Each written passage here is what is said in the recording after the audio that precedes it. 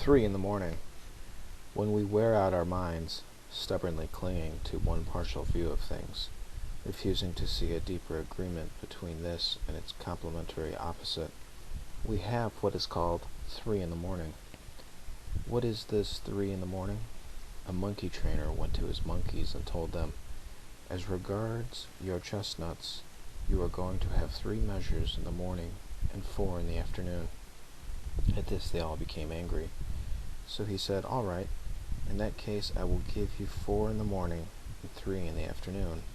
This time they were satisfied.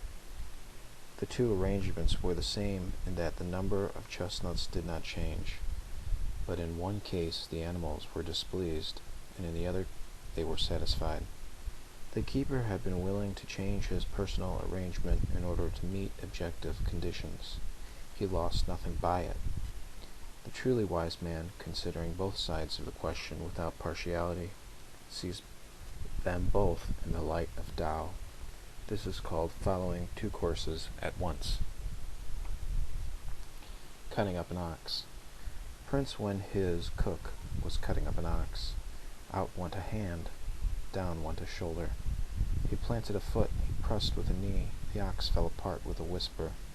The bright cleaver murmured like a gentle wind. Rhythm, timing, like a sacred dance, like the mulberry grove, like ancient harmonies. "Good work," the prince exclaimed. "Your method is faultless." "Method?" said the cook, laying aside his cleaver. "What I follow is Tao, beyond all methods. When I first began to cut up oxen, I would see before me the whole ox all in one mass. After 3 years, I no longer saw this mass, I saw the distinctions. But now, I see nothing with the eye. My whole being apprehends. My senses are idle. The spirit, free to work without plan, follows its own instinct, guided by natural line. By the secret opening, the hidden space, my cleaver finds its own way. I cut through no joint, chop no bone. A good cook needs a new chopper. Once a year he cuts. A poor cook needs a new one every month he hacks. I have used this same cleaver 19 years. It has cut up 1,000 oxen. Its edge is as keen as if newly sharpened. There are spaces in the joints. The blade is thin and keen. When this thinness finds that space, there is all the room you need. It goes like a breeze. Hence, I have this cleaver 19 years, as if newly sharpened. True, there are sometimes tough joints. I feel them coming. I slow down. I watch closely.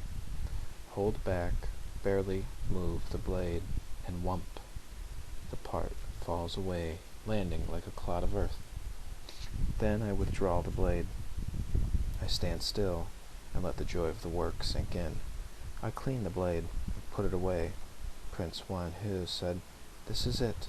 My cook has shown me how I ought to live my own life." The man with 1 foot and a marsh pheasant. Kung Wen Sin saw a maimed official whose left foot had been cut off, a penalty in the political game. "What kind of man," he cried, "is this 1-footed oddity? How did he get that way? Shall we say man did this, or heaven?" "Heaven," he said. "This comes from heaven, not from man. When heaven gave this man life, it willed it should stand out from others, and sent him into politics to get himself distinguished. See, 1 foot! This man is different. The little marsh pheasant must hop 10 times to get a bite of grain. She must run 100 steps before she takes a sip of water.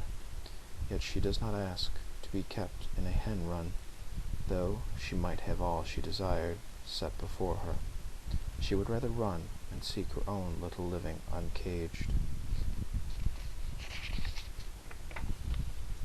The fasting of the heart. Yan He, the favorite disciple of Confucius, came to take leave of his master. "Where are you going?" asked Confucius. "I am going to Wei." "And for what?" "I have heard that the Prince of Wei is a lusty, full-blooded fellow, and is entirely self-willed.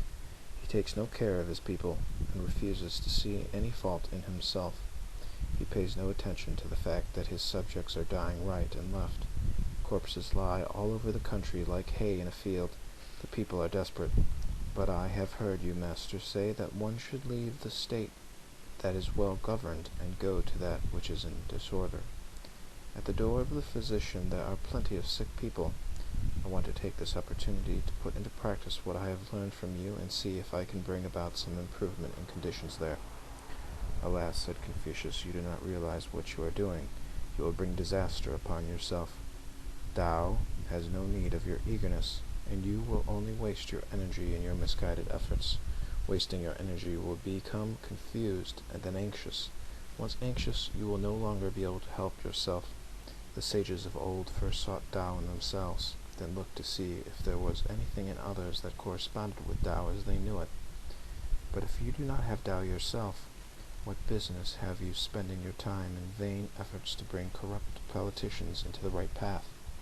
However, I suppose you must have some basis for your hope of success. How do you propose to go about it?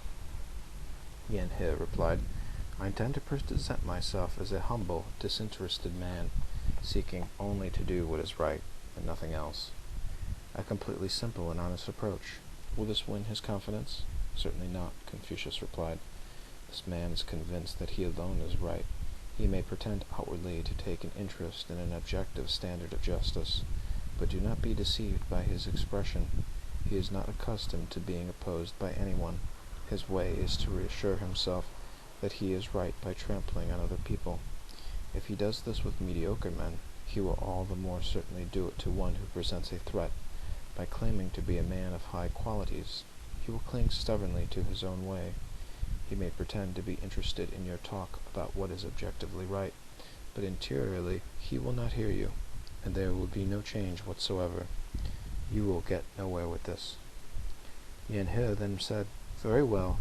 Instead of directly opposing him, I will maintain my own standards of interiorly, but outwardly I will appear to yield. I will appeal to the authority of tradition and to the examples of the past.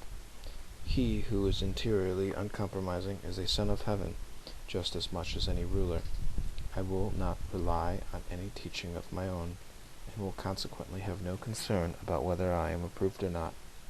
I will eventually be recognized as perfectly disinterested and sincere. They will all come to appreciate my candor, and thus I will be an instrument of heaven in their midst. In this way, yielding in obedience to the prince as other men do, bowing, kneeling, prostrating myself as a servant should, I shall be accepted without blame. Then others will have confidence in me, and gradually they will make use of me, seeing that I desire only to make myself useful and to work for the good of all. Thus I will be an instrument of men. Meanwhile, all I have to say will be expressed in terms of ancient tradition. I will be working with the sacred tradition of the ancient sages. Though what I say may be objectively a condemnation of the prince's conduct, it will not be I who say it, but tradition itself. In this way I will be perfectly honest, and yet not give offense. Thus I will be an instrument of tradition. Do you think I have the right approach? Certainly not, said Confucius. You have too many different plans of action, when you have not even got to know the prince and observed his character. At best you might get away with it, and save your skin, but you will not change anything whatever. He might perhaps superficially conform to your words, but there will be no real change of heart. Yan He then said, Well, that is the best I have to offer. Will you, master, tell me what you suggest? You must fast, said Confucius. Do you know what I mean by fasting? It is not easy, but easy ways do not come from God. Oh, said Yan He, I am used to fasting. At home we were poor. We went for months without wine or meat. That is fasting, is it not? Well, you can call it observing a fast if you like, said Confucius, but it is not the fasting of the heart. Tell me, said Yan He, what is fasting of the heart? Confucius replied, The goal of fasting is inner unity. This means hearing, but not with the ear. Hearing, but not with the understanding. Hearing with the spirit, with your whole being. The hearing that is only in the ears is one thing, the hearing of the understanding is another. But the hearing of the spirit is not limited to any one faculty, to the ear, or to the mind. Hence it demands the emptiness of all the faculties. When the faculties are empty, then the whole being listens. There is then a direct grasp of what is right there before you that can never be heard with the ear or understood with the mind. Fasting of the heart empties the faculties, frees you from limitation and from preoccupation. Fasting of the heart begets unity and freedom. I see, said Yen-He. What was standing in my way was my own self-awareness. If I can begin this fasting of the heart, self-awareness will vanish. Then I will be free from limitation and preoccupation. Is that what you mean? Yes, said Confucius, that's it. If you can do this, you will be able to go among men in the world without upsetting them. You will not enter into conflict with their ideal image of themselves. If they will listen, sing them a song. If not, keep silent. Don't try to break down their door. Don't try out new medicines on them. Just be there among them, because there's nothing else for you to be but one of them. Then you may have success. It is easy to stand still and leave no trace, but it is hard to walk without touching the ground. If you follow human methods, you can get away with deception. In the way of Tao, no deception is possible. You know that one can fly with wings. You have not yet learned about flying without wings. You are familiar with the wisdom of those who know, but you have not yet learned the wisdom of those who know not. Look at this window. It is nothing but a hole in the wall, but because of it, the whole room is full of light. So when the faculties are empty, the heart is full of light. Being full of light, it becomes an influence by which others are secretly transformed. 3 friends.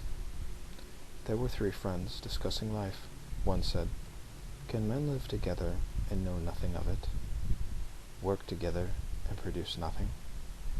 Can they fly around in space and forget to exist? World without end?" The 3 friends looked at each other and burst out laughing. They had no explanation. Thus they were better friends than before. Then one friend died.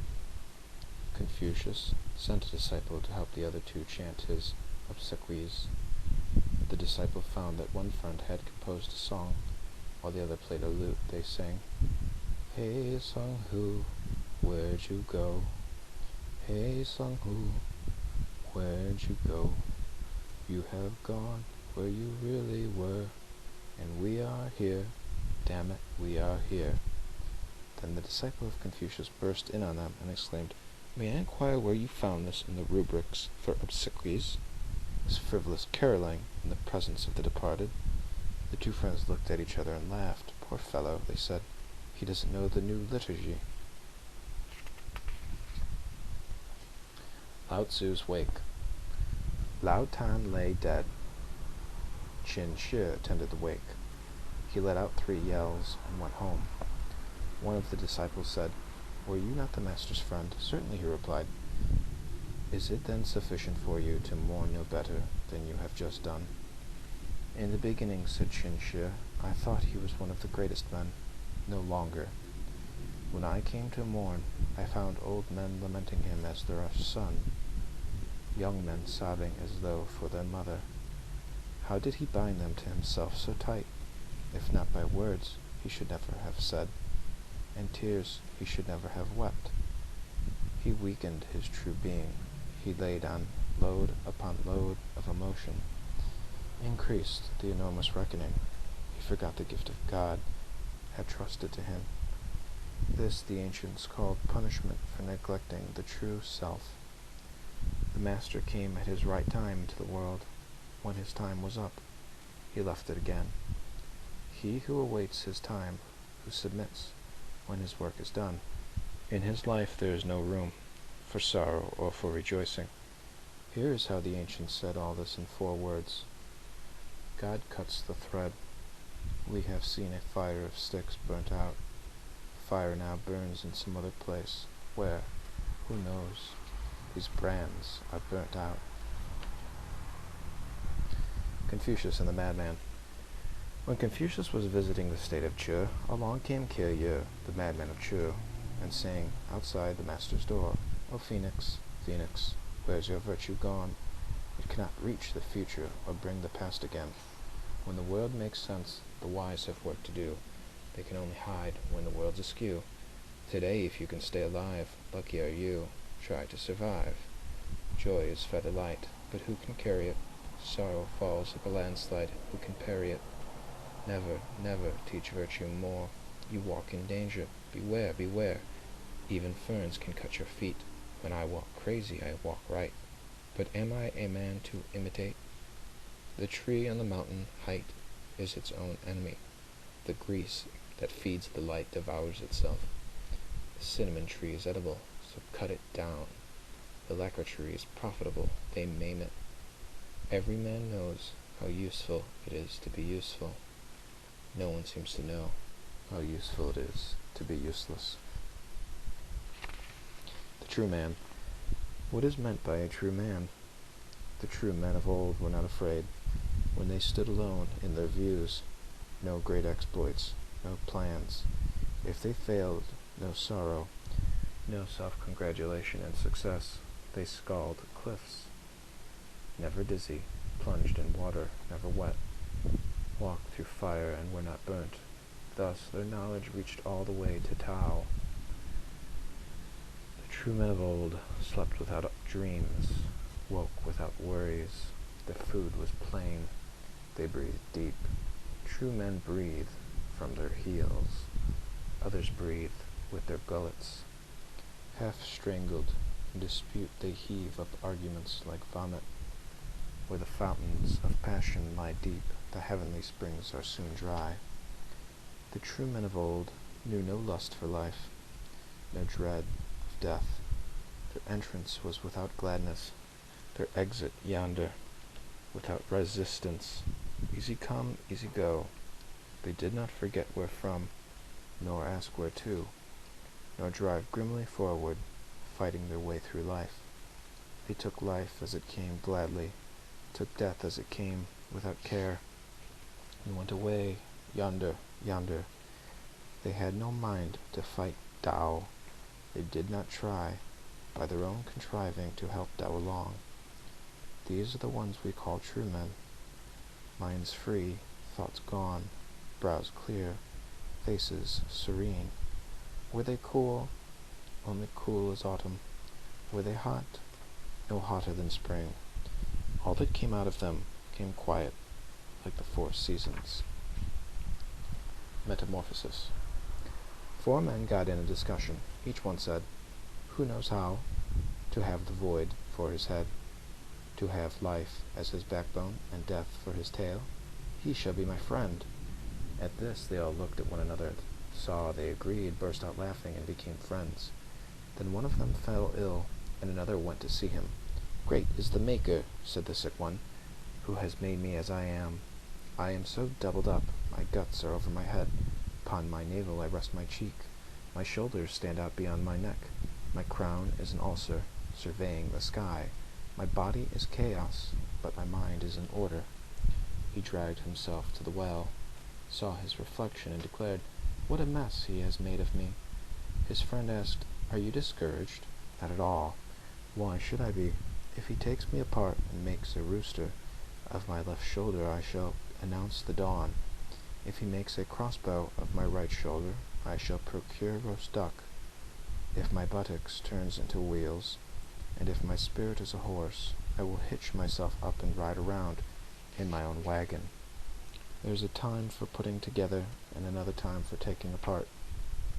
He who understands this course of events takes each new state in its proper time, with neither sorrow nor joy." The ancients said, "The hanged man cannot cut himself down, but in due time nature is stronger than all his ropes and bonds." It was also so. Where is there a reason to be discouraged? Man is born in Tao. Fishes are born in water. Man is born in Tao. If fishes born in water seek the deep shadow of pond and pool, all their needs are satisfied. If man born in Tao sinks into the deep shadow of non-action to forget aggression and concern, he lacks nothing. His life is secure. Moral: all the fish needs is to get lost in water. All man needs is to get lost in Tao. 2 kings and no form. The South Sea King was act on your hunch. The North Sea King was act in a flash. The king of the place between them was no form. Now, South Sea King and North Sea King used to go together often to the land of no form. He treated them well, so they consulted together. They thought up a good turn, a pleasant surprise for no form in token of appreciation. Men, they said, have 7 openings for seeing, hearing, eating, breathing, and so on. But no form has no openings. Let's make him a few holes. So after that, they put holes in no form, 1 a day for 7 days. And when they finished the 7th opening, their friend lay dead. Lao Tan said, to organize is to destroy. Cracking the safe. For security against robbers who snatch purses, rifle luggage, and crack safes, one must fasten all property with ropes, lock it up with locks, bolt it with bolts. This, for property owners, is elementary good sense. But when a strong thief comes along, he picks up the whole lot, puts it on his back, and goes on his way with only one fear, that ropes, locks, and bolts may give way. Thus what the world calls good business is only a way to gather up the loot, pack it, make it secure, and one convenient load for the more enterprising thieves, who is there among those called smart, who does not spend his time amassing loot for a bigger robber than himself. In the land of Ki, from village to village, you could hear cocks crowing, dogs barking, fishermen cast their nets, plowmen plowed the wide fields. Everything was neatly marked out by boundary lines for 500 square miles. There were temples for ancestors, altars for field gods and corn spirits. Every canton, county, and district was run according to the laws and statutes, until one morning the Attorney General, Chuang Tzu, did away with the king and took over the whole state.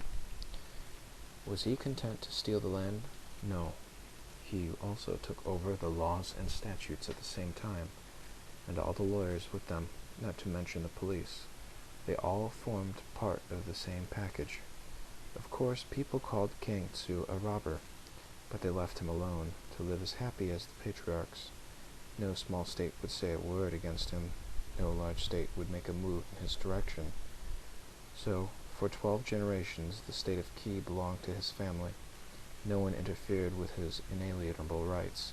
The invention of weights and measures makes robbery easier.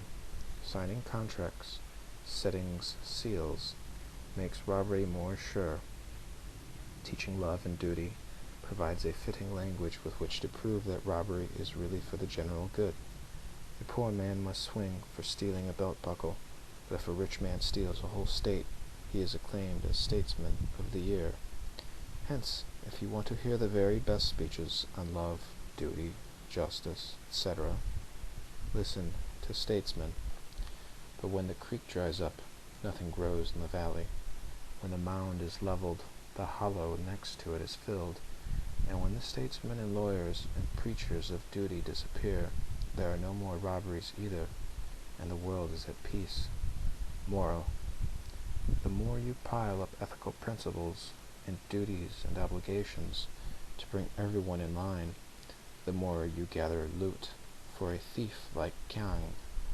By ethical argument and moral principle, the greatest crimes are eventually shown to have been necessary and in fact a signal benefit to mankind. Leaving things alone. I know about letting the world alone, not interfering. I do not know about running things, letting things alone, so that men will not blow their nature out of shape, not interfering, so that men will not be changed into something they are not. When men do not get twisted and maimed beyond recognition, when they are allowed to live, the purpose of government is achieved. Too much pleasure? Yang has too much influence. Too much suffering? yin has too much influence. When one of these outweighs the other, it is as if the seasons came at the wrong times. The balance of cold and heat is destroyed. The body of man suffers. Too much happiness, too much unhappiness. Out of due time, men are thrown off balance. What will they do next? Thought runs wild. No control. They start everything, finish nothing. Here competition begins. Here the idea of excellence is born, and robbers appear in the world. Now the whole world, is not enough reward for the good, nor enough punishment for the wicked, since now the world itself is not big enough for reward or punishment. From the time of the 3 dynasties, men have been running in all directions. How can they find time to be human? You train your eye, and your vision lusts after color. You train your ear, and you long for delightful sound. You delight in doing good, and your natural kindness is blown out of shape. You delight in righteousness, and you become righteous beyond all reason.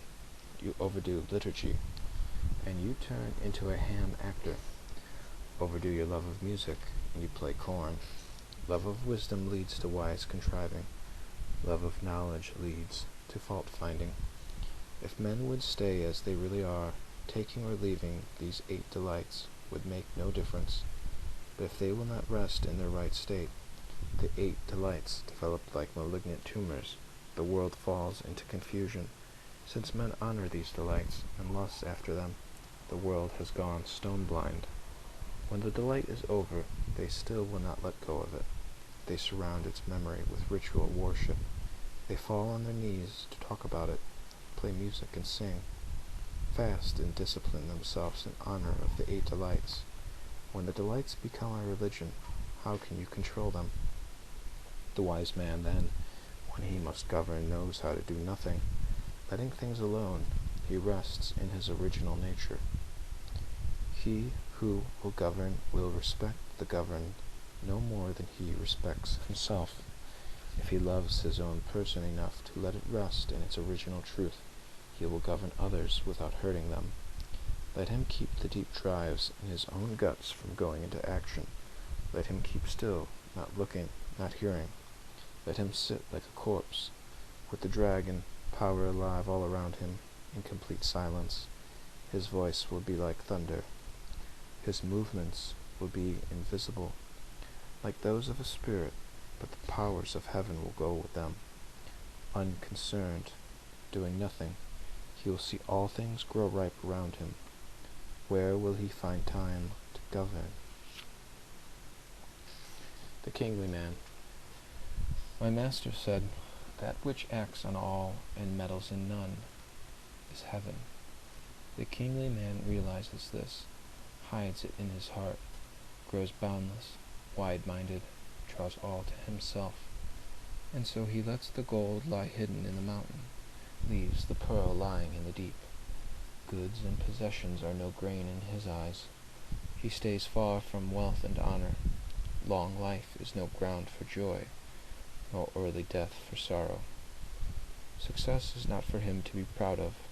Failure is no shame. Had he all the world's power, he would not hold it as his own. If he conquered everything, he would not take it to himself. His glory is in knowing that all things come together in one, and life and death are equal. How deep is Tao? My master said, Tao, how deep, how still its hiding place. Tao, how pure. Without this stillness, metal would not ring. Stone, when struck, would give no answer. The power of sound is in the metal and Tao in all things. When they clash, they ring with Tao and are silent again. Who is there now to tell all things their places? The king of life goes his way free, inactive, unknown. He would blush to be in business. He keeps his deep roots down in the origin, down in spring. His knowledge is enfolded in spirit, and he grows great, great, opens a great heart, a world's refuge. Without forethought he comes out in majesty. Without plan he goes his way, and all things follow him. This is the kingly man who rides above life. This one sees in the dark, hears where there is no sound. In the deep dark he alone sees light. In soundlessness he alone perceives music. He can go down into the lowest of low places and find people. He can stand in the highest of high places and see meaning. He is in contact with all beings. That which is not goes his way. That which moves is what he stands on. Great is small for him. Long is short for him. And all his distances are near. The Lost Pearl. The Yellow Emperor went wandering to the north of the Red Water, to the Kwanlun Mountain. He looked around over the edge of the world. On the way home he lost his night-colored pearl. He sent out science to seek his pearl and got nothing. He sent analysis to look for his pearl and got nothing. He sent out logic to seek his pearl and got nothing. Then he asked nothingness, and nothingness had it. The Yellow Emperor said, "Strange indeed, nothingness, who was not sent, who did no work to find it, had the night-colored pearl. In my end is my beginning. In the beginning of beginnings was void of void, the nameless. And in the nameless was the One, without body, without form. This One, this being in whom all find power to exist, is the living. From the living comes the formless, the undivided.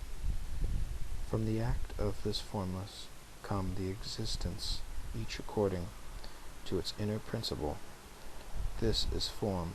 Her body embraces and cherishes spirit. The two work together as one, blending and manifesting their characters, and this is nature. But he who obeys nature returns through form and formless to the living, and in the living joins the unbegun beginning. The joining is sameness, the sameness is void. The void is infinite. The bird opens its beak and sings its note, and then the beak comes together again in silence. So nature and the living meet together in void, like the closing of the bird's beak after its song. Heaven and earth come together in the unbegun, and all is foolishness. All is unknown. All is like the lights of an idiot. All is without mind. To obey is to close the beak and fall into unbeginning. When life was full, there was no history. In the age when life on earth was full, no one paid any special attention to worthy men, nor did they single out the man of ability. Rulers were simply the highest branches on the tree, and the people were like deer in the woods. They were honest and righteous without realizing they were doing their duty. They loved each other and did not know that this was love of neighbor. They deceived no one, yet they did not know that they were men to be trusted. They were reliable and did not know that this was good faith. They lived freely together, giving and taking, and did not know that they were generous. For this reason their deeds have not been narrated. They made no history. When a hideous man becomes a father, and a son is born to him, in the middle of the night he trembles and lights a lamp, and runs to look in anguish on that child's face to see whom he resembles. The 5 enemies. With wood from a 100-year-old tree they make sacrificial vessels, covered with green and yellow designs. The wood that was cut away lies unused in the ditch. If we compare the sacrificial vessels with the wood in the ditch, we find them to differ in appearance. One is more beautiful than the other, yet they are equal in this. Both have lost their original nature. So if you compare the robber and the respectable citizen, you find that one is indeed more respectable than the other. Yet they agree in this. They have both lost the original simplicity of man. How did they lose it? Here are the 5 ways.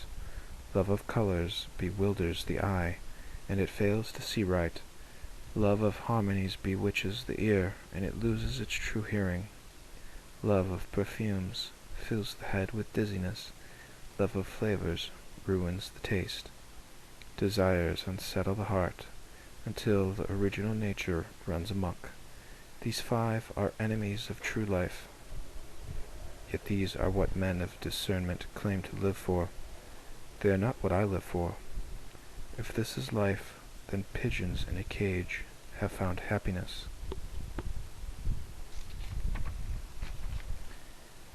Action and non-action. The non-action of the wise man is not inaction. It is not studied. It is not shaken by anything. The sage is quiet because he is not moved, not because he wills to be quiet. Still water is like glass. You can look in it and see the bristles on your chin. It is a perfect level. A carpenter could use it.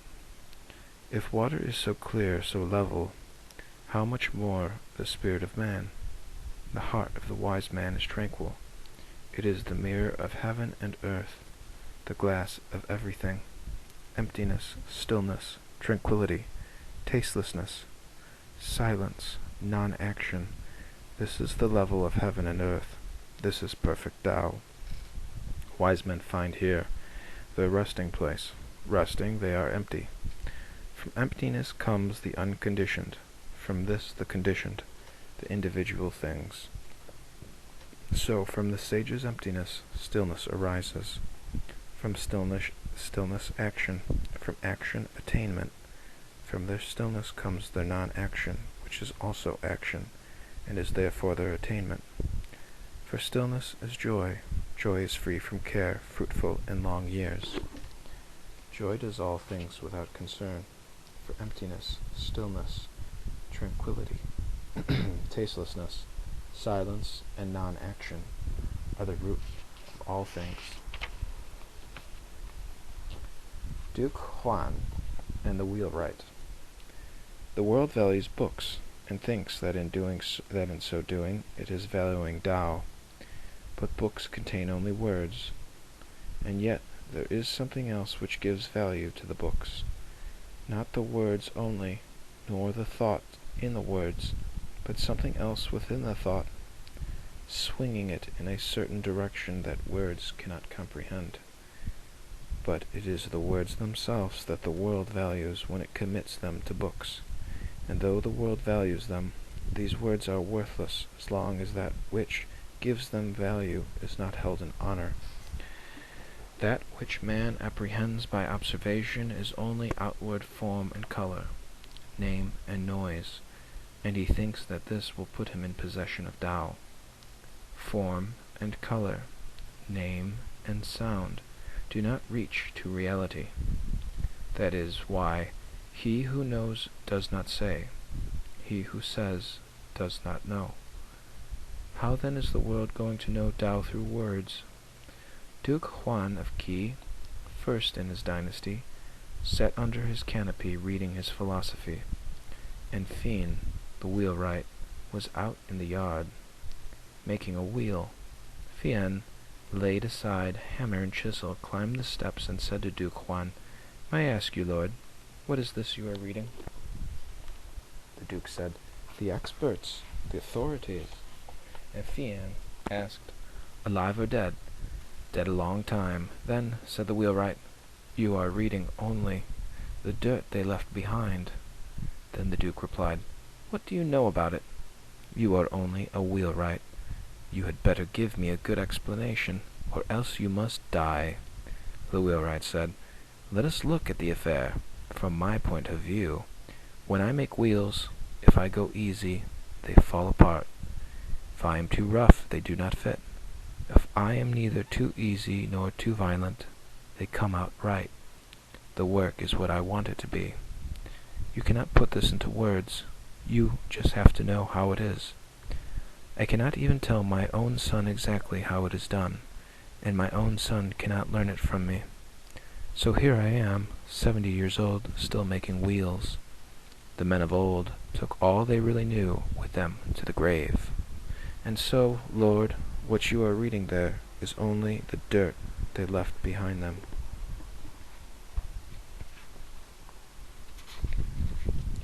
Autumn floods. The autumn floods had come. Thousands of wild torrents poured furiously into the yellow river. It surged and flooded its banks until, looking across, you could not tell an ox from a horse on the other side. Then the river god laughed, delighted to think that all the beauty in the world had fallen into his keeping. So downstream he swung until he came to the ocean. There he looked out over the waves toward the empty horizon in the east, and his face fell. Gazing out at the far horizon, he came to his senses and murmured to the ocean god, "Well, the proverb is right. He who has got himself 100 ideas thinks he knows more than anybody else. Such a one am I. Only now do I see what they mean by expanse." The ocean god replied, "Can you talk about the sea to a frog in a well? Can you talk about ice to dragonflies? Can you talk about the way of life to a doctor of philosophy? Of all the waters in the world, the ocean is greatest. All the rivers pour into it, day and night. It is never filled. It gives back its waters, day and night. It is never emptied. In a dry seasons, it is not lowered. At flood time, it does not rise. Greater than all other waters. There is no measure to tell how much greater. But am I proud of it? What am I under heaven? What am I without yang and yin? Compared with the sky, I am a little rock, a scrub oak, on the mountain side. Shall I act as if I were something? Of all the beings that exist, and there are millions, man is only one. Among all the millions of men that live on earth, the civilized people that live by farming are only a small proportion. Smaller still the number of those who, having office or fortune, travel by carriage or by boat. And of all these, one man in his carriage is nothing more than the tip of a hair on a horse's flank. Why then all the fuss about great men and great offices? Why all the disputations of scholars? Why all the wrangling of politicians? There are no fixed limits. Time does not stand still. Nothing endures. Nothing is final.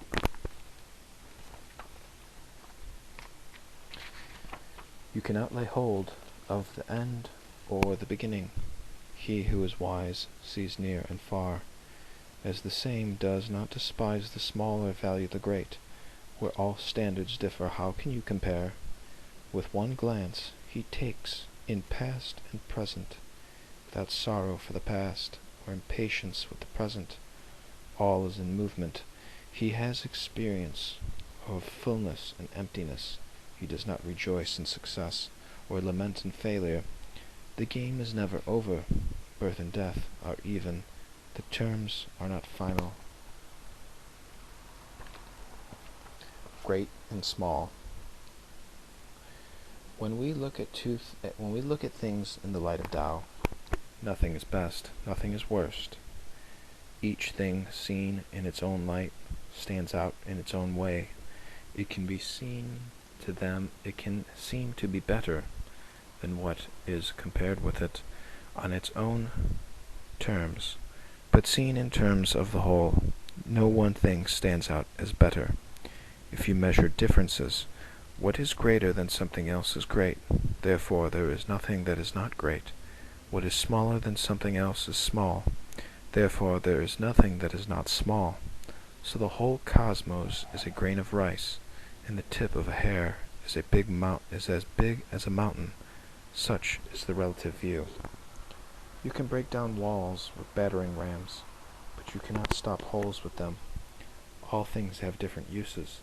Fine horses can travel 100 miles a day, but they cannot catch mice, like terriers or weasels.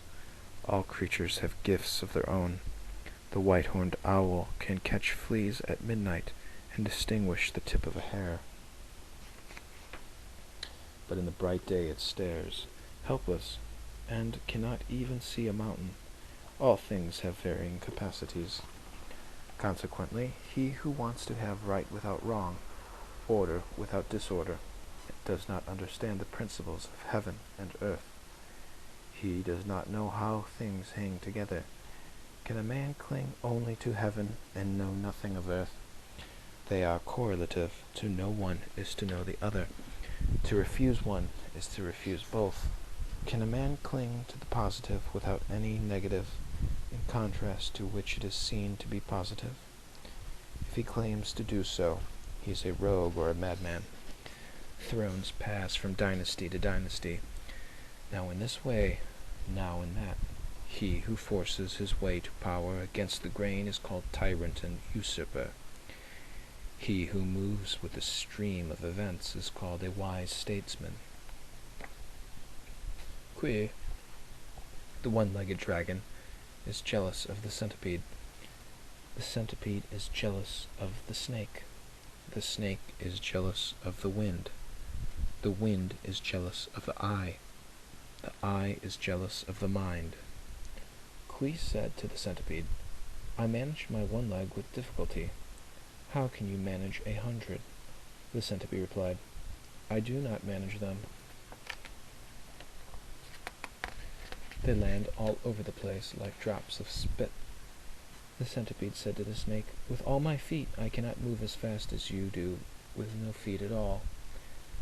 How is this done? The snake replied, I have a natural glide. That can't be changed. What do I need with it, with feet? The snake spoke to the wind. I ripple my backbone and move along in a bodily way. You, without bones, without muscles, without method, blow from the North Sea to the Southern Ocean. How do you get there? With nothing. The wind replied, True, I rise up in the North Sea and take myself without obstacle to the Southern Ocean, but every eye that remarks me, every wing that uses me, is superior to me, even though I can uproot the biggest trees or overturn big buildings. A true conqueror is he who is not conquered by the multitude of the small. The mind is this conqueror, but only the mind of the wise man. The man of Tao. The man in whom Tao acts without impediment harms no other being by his actions, yet he does not know himself to be kind, to be gentle. The man in whom Tao acts without impediment does not bother with his own interests and does not despise others who do. He does not struggle to make money and does not make a virtue of poverty. He goes his way without relying on others and does not pride himself on walking alone. While he does not follow the crowd, he won't complain of those who do. Rank and reward make no appeal to him. Disgrace and shame do not deter him.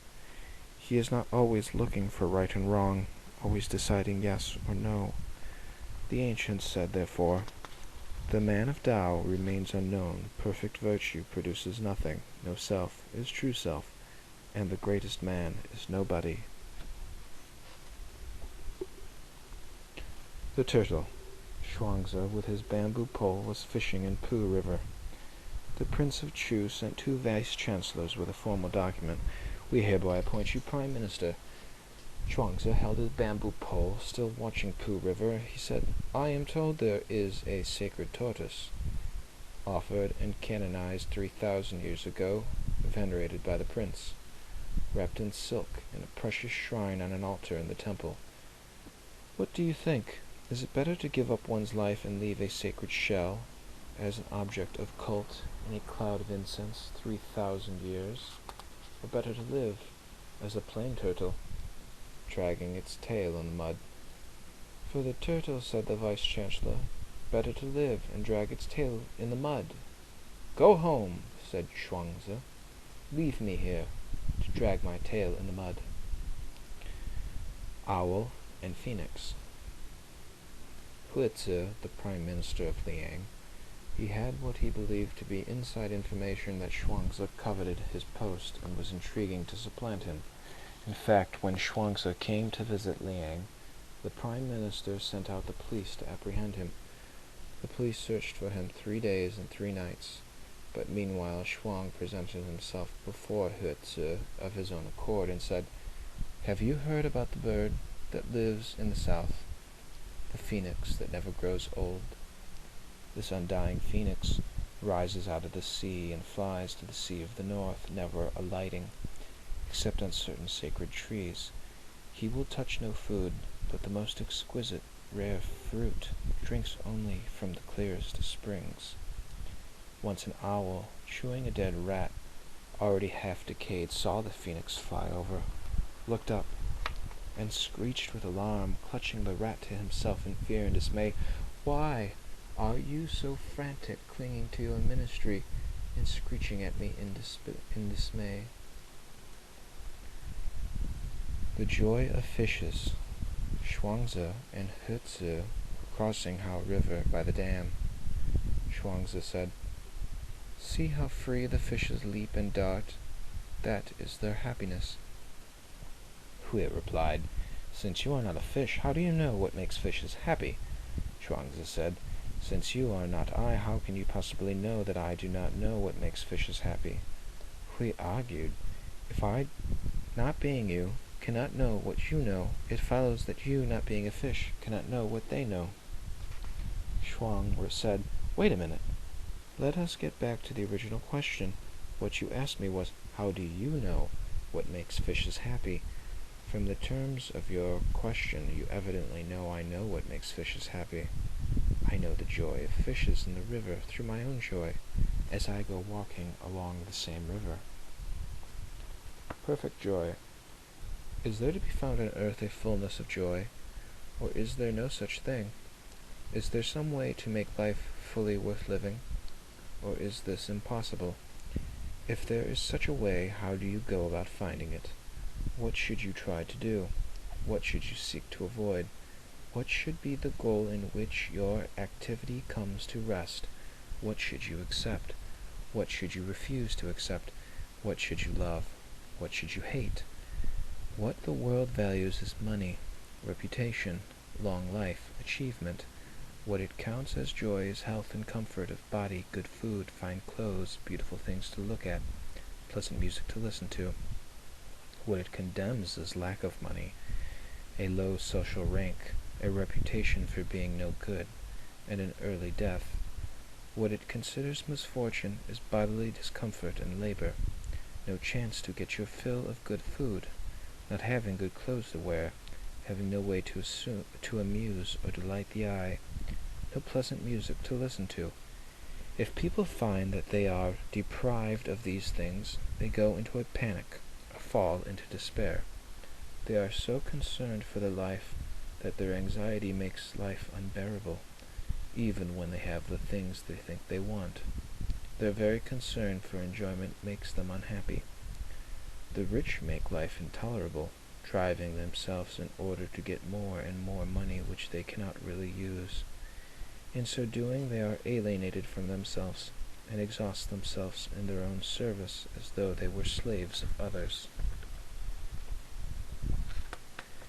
The ambitious run day and night in pursuit of honors, constantly in anguish about the success of their plans, dreading the miscalculation that they may wreck everything. Thus they are alienated from themselves, exhausting their real life in service of the shadow created by their insatiable hope. The birth of a man is the birth of his sorrow. The longer he lives, the more stupid he becomes, because his anxiety to avoid unavoidable death becomes more and more acute. What bitterness! He lives for what is always out of reach. His thirst for survival in the future makes him incapable of living in the present. What about the self-sacrificing officials and scholars? They are honored by the world because they are good, upright, self-sacrificing men. Yet their good character does not preserve them from unhappiness, nor even from ruin, disgrace, and death. I wonder in that case if their goodness is really so good after all. Is it perhaps a source of unhappiness? Suppose you admit that they are happy. But is it a happy thing to have a character and a career that lead to one's own eventual destruction? On the other hand, can you call them unhappy if, in sacrificing themselves, they save the lives and fortunes of others? Take the case of the minister who conscientiously and uprightly opposes an unjust decision of his king. Some say, "Tell the truth, and if the king will not listen, let him do what he likes. You have no further obligation." On the other hand, Zhu Shi continued to resist the unjust policy of his sovereign. He was consequently destroyed, but if he had not stood up for what he believed to be right, his name would not be held in honor. So there is the question, shall the course he took be called good if at the same time it was fatal to him? I cannot tell if what the world considers happiness is happiness or not. All I know is that when I consider the way they go about attaining it, I see them carried away headlong, grim, and obsessed, in the general onrush of the human herd, unable to stop themselves or to change their direction. All the while they claim to be just on the point of attempting happiness. For my part, I cannot accept their standards, whether of happiness or unhappiness. I ask myself if after all their concept of happiness has any meaning whatsoever. My opinion is that you never find happiness until you stop looking for it. My greatest happiness consists precisely in doing nothing whatever that is calculated to obtain happiness, and this, in the minds of most people, is the worst possible course. I will hold to the saying that perfect joy is to be without joy, perfect praise is to be without praise. If you ask what ought to be done and what ought not to be done on earth in order to produce happiness, I answer that these questions do not have an answer. There is no way of determining such things. Yet at the same time, if I cease striving for happiness, the right and the wrong at once become apparent all by themselves. Contentment and well-being at once become possible the moment you cease to act with them in view. And if you practice non-doing, Wu Wei, you will have both happiness and well-being. Here is how I sum it up. Heaven does nothing. Its non-doing is its serenity. Earth does nothing. Its non-doing is its rest. From the union of these two non-doings, all actions proceed. All things are made. How vast, how invisible this coming to be! All things come from nowhere. How vast, how invisible, no way to explain it. All beings in their perfection are born of non-doing, hence it is said, heaven and earth do nothing, yet there is nothing that they do not do. Where is the man who can attain to this non-doing? Symphony for a seabird. You cannot put a big load in a small bag, nor can you, with a short rope, draw water from a deep well. You cannot talk to a power politician as if he were a wise man. If he seeks to understand you, if he looks inside himself, to find the truth you have told him, he cannot find it there.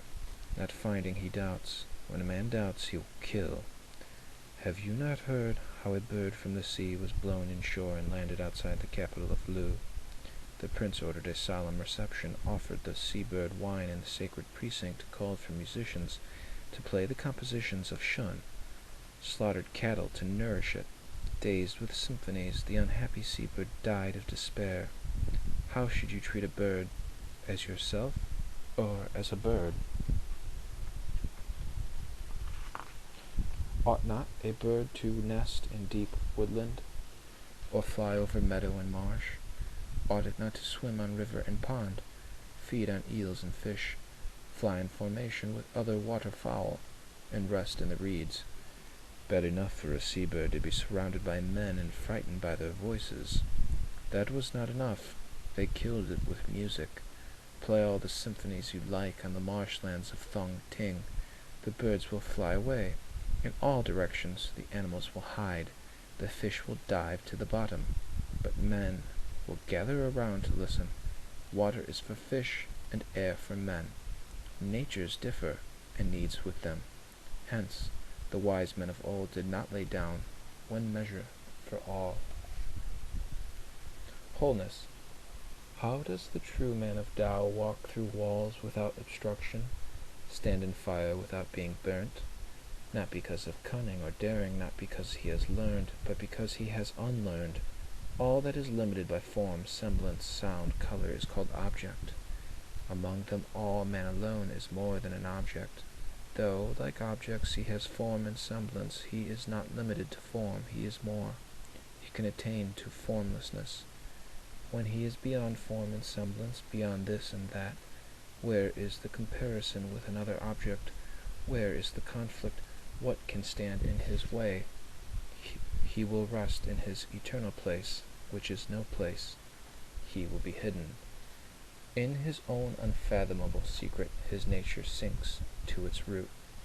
In the One, his vitality, his power hide in secret Tao. When he is all alone, there is no flaw in him by which a wedge can enter, so a drunken man falling out of a wagon is bruised but not destroyed. His bones are like the bones of other men, but his fall is different. His spirit is entire. He is not aware of getting into a wagon or falling out of one. Life and death are nothing to him. He knows no alarm. He meets obstacles without thought, without care, takes them without knowing they are there. If there is such security in wine, how much more in Tao? The wise man is hidden in Tao. Nothing can touch him.